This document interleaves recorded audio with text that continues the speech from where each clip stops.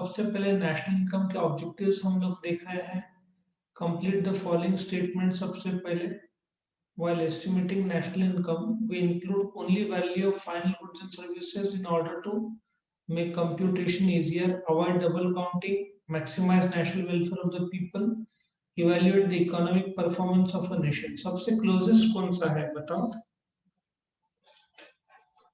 Avoid double count. Avoid double counting, correct। NDP is obtained by deducting depreciation from GNP, deducting depreciation from GDP, including depreciation in GDP, including depreciation in GNP। दूसरे कोई answer दो।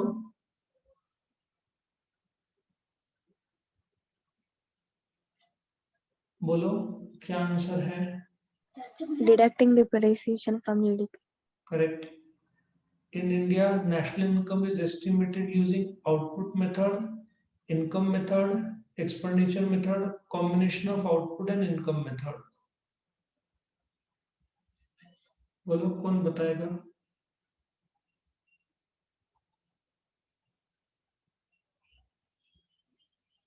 बोलो।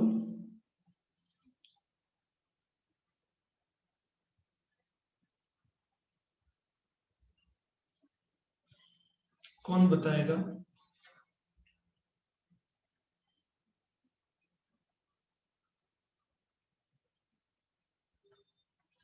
बोलो फटाफट, चलो time waste मत करो, बोलो। आउटपुट तो एक ही मेथड है, इनकम एक मेथड है, एक्सपेंडिचर रिकॉन्सिलेशन के लिए यूज करते हैं। सो अपना देश combination of output and income method use करते हैं। Complete the correlation. Dash C plus I plus G plus X minus M GNP colon C plus I plus G plus X minus M plus R minus P. बताओ।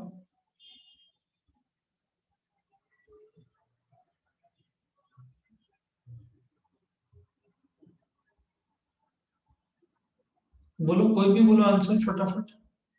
GDP। Next, output method box दिया हुआ है, income method factor cost method. तो output method क्या होगा?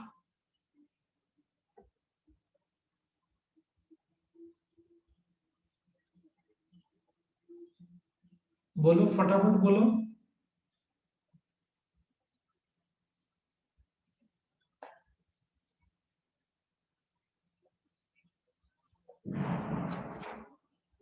बोलो फटाफट, time waste नहीं करो। प्रोडक्ट मेथड और इन्वेंटरी मेथड। प्रोडक्ट मेथड और इन्वेंटरी मेथड दोनों चलेगा। प्रोडक्ट मेथड ज्यादा क्लोज है। थ्योरेटिकल डिफिकल्टी ट्रांसफर पेमेंट्स तो बॉक्स वैल्यूएशन ऑफ इन्वेंटरी कौन से मेथड में आएगा? ये क्या बॉक्स में क्या आएगा?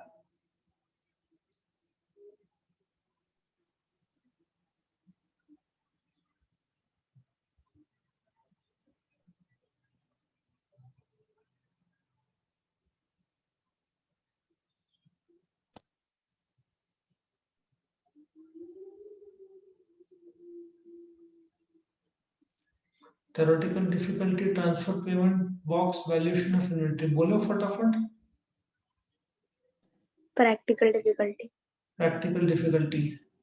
Now wrongly matched pair. National income committee 1949 सही है। इन लोगों ने रॉन्गली पेयर बोला है, ये सही लगता है तुमको? ये सब नो? यस। ठीक है, तो वो उसको टिक कर दिया। चलो next, financial year 1 April to 31 March है इंडिया का। बोलो। Yes sir. ये भी करेक्ट है। Income method is equal to national income is equal to rent plus wage plus income interest plus profit plus mix income plus net income from abroad. So income method में GNP के तौर पर ये भी correct है। So let us see the fourth part क्या है। Expenditure method national income is equal to rent wage interest profit. ये करेक्ट है क्या रॉन्ग है?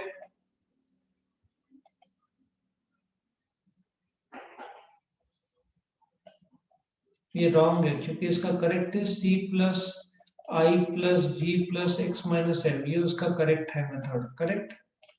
सो ये गलत है डी वाला part. Vrinda receives monthly pension of ₹5,000 from the state government. Now इधर इन लोगों ने explain भी करने बोला है, तो let us understand the answer और फिर उसका explanation बोलो.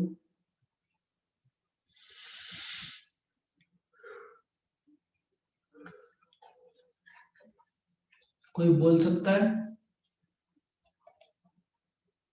Vrinda receives monthly pension of ₹5,000 from the state government. क्या correct answer है इसका?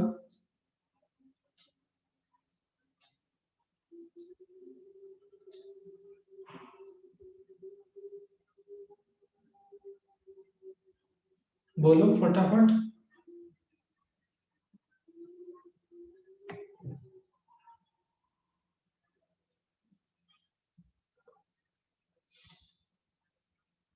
मैंने क्या बताया था कि ट्रांसफर इनकम वो कंसेप्ट है, ट्रांसफर पेमेंट, ट्रांसफर इनकम, जहां पे तुमको पैसा मिलता है बट तुमने काम नहीं किया है.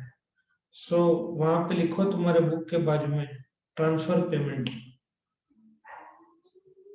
ना पेंशन का एक्सप्लेनेशन करने के लिए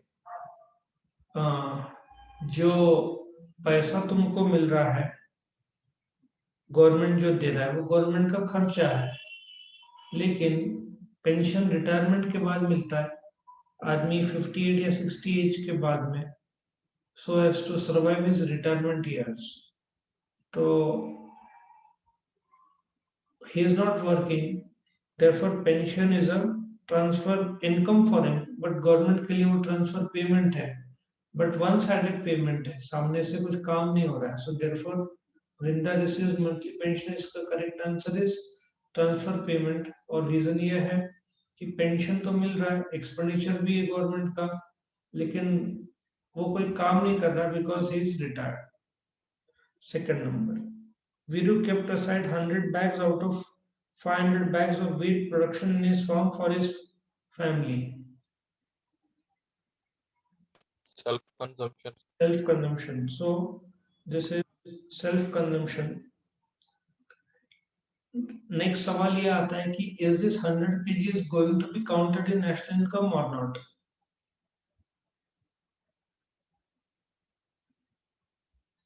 Is this 100 kg going to be counted in national income or not?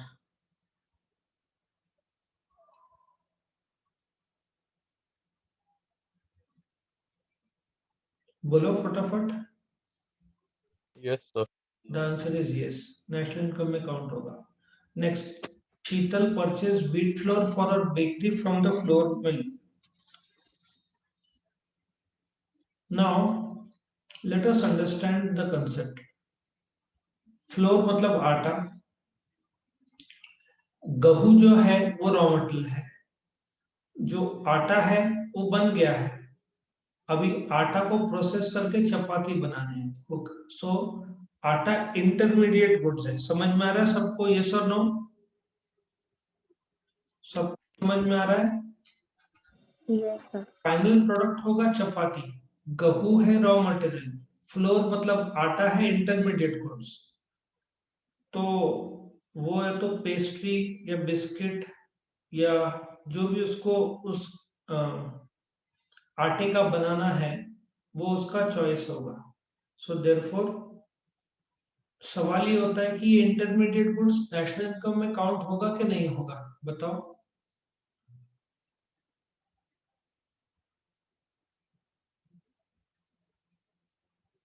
बोलो काउंट होगा कि नहीं होगा.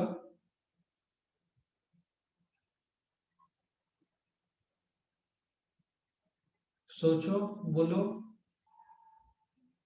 तुम लोग ना बहुत ढीले हो यार, बहुत ढीले ढीले ढीले, एकदम बोलते ना एक्टिव रहो, फटाफट आंसर देना चाहिए तुमने.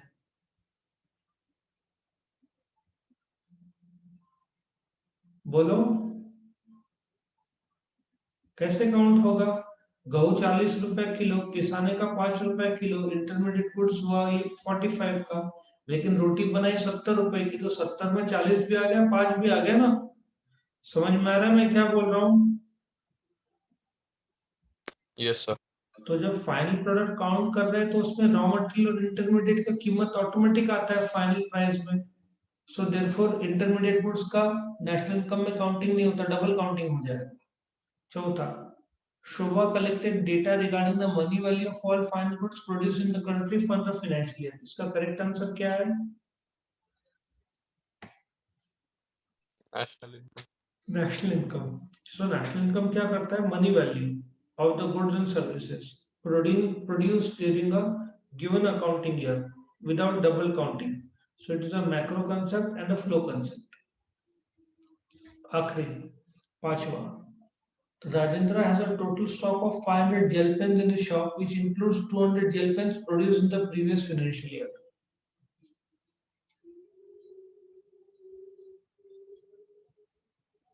क्या लगता है?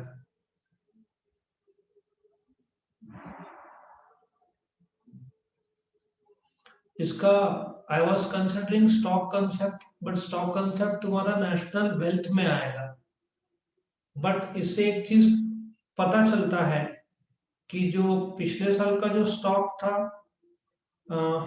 200, इस साल खरीदा होगा, बनाया होगा, बेचा होगा, इस साल का स्टॉक अलग है, बदल रहा है। इसका मतलब इसका correct answer is the flow concept.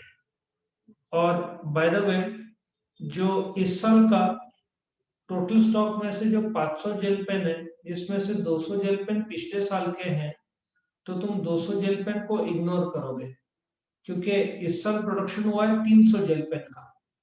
सो कोई भी पिछले साल का प्रोडक्शन है, वो पिछले साल के नेशनल इनकम में काउंट किया होगा। वापस काउंट करेंगे तो डबल काउंटिंग हो जाएगा, इसलिए इस साल का जो क्लोजिंग स्टॉक है वही काउंट होगा। करेक्ट। सो यहाँ पे इतना ही है। सबको समझ में आया? यस और no? Yes, sir. Yes, sir. Come to the last question, number 6. There are many theoretical difficulties in the measurement of national income. यहाँ पे with reasons बोला है, तो सवाल ये है कि theoretical difficulties है, yes और no? Yes. Yes है। फिर जो theoretical difficulties कल जो मैंने बताया था, उसके points तुमको गिनाना पड़ेगा, then your answer will be complete. फिर under output method, value added approach is used to avoid double counting.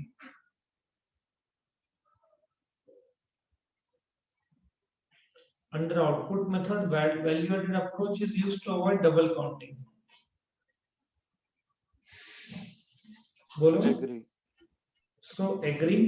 और फिर जो मैंने बताया था, याद है मैंने एक बॉक्स बनाया था जिसमें कॉटन, फिर स्टिचिंग, याद है वो बॉक्स? Yes, sir. तो बॉक्स तुमको दिखाना पड़ेगा, सो दैट तुम फर्क बताओ आउटपुट मेथड और वैल्यू एडेड अप्रोच का मीनिंग। तो यहाँ पे अपना ये पार्ट खत्म होता है नेशनल इनकम Sir. का। बोलो। ये रीजन में कितने पॉइंट्स लिखने पड़ेंगे? If it is 2 marks, 5 points. If it is 4 marks, at least 8 to 10 points. ठीक है, 6 to 8 पॉइंट्स तो लिखना ही चाहिए, लेकिन उसमें चार्ट ग्राफ रहा तो पॉइंट कम हो सकता है। जैसे तूने शेड्यूल बॉक्स बनाया ना, तो पॉइंट्स 5-7 भी चलेगा, क्योंकि बॉक्स ही 3-4 पॉइंट की तरह ताकतवर हो जाता है। समझ में आया तुमको? Yes, sir. ओके, सो ये चैप्टर खत्म होता है।